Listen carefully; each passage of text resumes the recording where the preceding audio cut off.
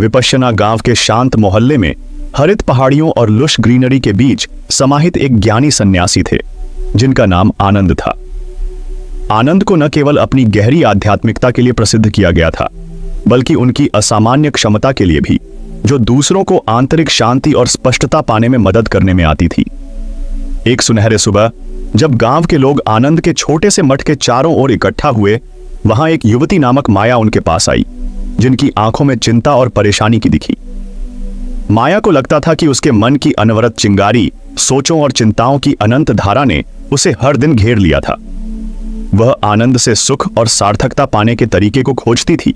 इसके लिए उनकी आंतरिक चिंता को शांत करने की आशा और मार्गदर्शन प्राप्त करने की कोशिश कर रही थी। आनंद ने माया को गर्म मुस्कान के साथ स्वागत किया और उसे अपने पास बैठने के लिए कहा। उन्होंने माया के साथ एक कहानी साझा करना शुरू किया। गांव में पीढ़ी पीढ़ी में पारित समय की एक कहानी, मन को साफ करने की कहानी। बहुत समय पहले एक दूर के गांव में वहां एक बुद्धिमान बुढ़िया नामक सीता रहती थी। उसे उसकी शांति और ज्ञान के लिए दूर दूर तक जाना जाता था। आसपास के गांवों के लोग सलाह और मार्गदर्शन की तलाश में मीलों तक यात्रा करके उसके पास आते थे। एक दिन एक युवक नामक रवि ने दुखी मन से सीता के पास आया। उसने अपने मन की हलचल की शिकायत की, सोचों के निरंतर करने वाले और चिंताओं के बिना शांति के लिए उसको लूट लिया। सीता ने धैर्य से सुना और फिर रवि को पास के नदी के किनारे ले जाने के लिए कहा। जैसे ही वे नदी के किनारे पहुंचे, सीता ने रवि को एक छोटी सी लकड़ी की टोकरी दी और उसे नदी से पानी भरने के लिए निर्देशित किया।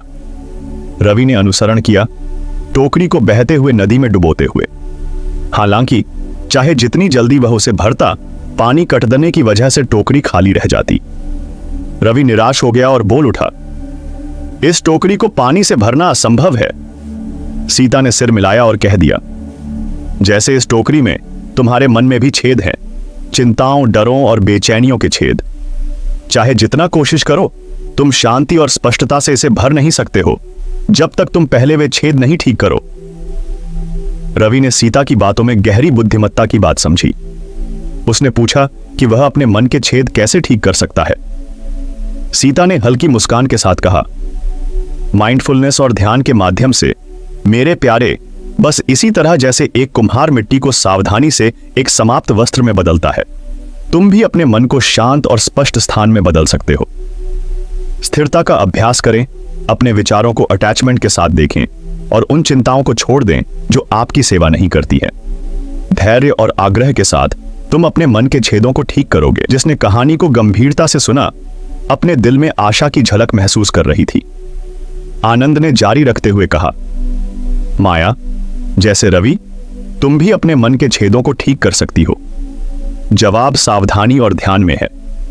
अपने विचारों को देखने के माध्यम से और उन्हें छोड़ने की कला सीखकर तुम अपने अंदर एक शांत और स्पष्ट स्थान बना सकती हो। आनंद के मार्गदर्शन के साथ माया ने अपनी आंतरिक शुद्धिकरण की यात्रा शुरू की। वह दैनिक रूप से माइंडफुलनेस का अभ्यास करती रही, धीरे धीरे अपने मन के छेदों को ठीक करती जाती थी। समय के साथ उसके विचारों की अनवरत बकबक कम होने लगी, जिसे एक गहरी शांति और स्पष्टता का गहरा एहसास ने बदल दिया। विपश्यना के गांव के लोग माया के परिवर्तन का साक्षात्कार कर चुके थे और उन्होंने उसके समर्पण से प्रेरित होकर आनंद की मार्गदर्शन की तलाश की। उनके द्वारका ज्ञान के बुद्धिमान उपदेशन तथा सीता की टोकरी की अतीत कहानी ने पीढ़ियों को आंतरिक शांति और स्पष्टता की ओर मार्गदर्शन दिया।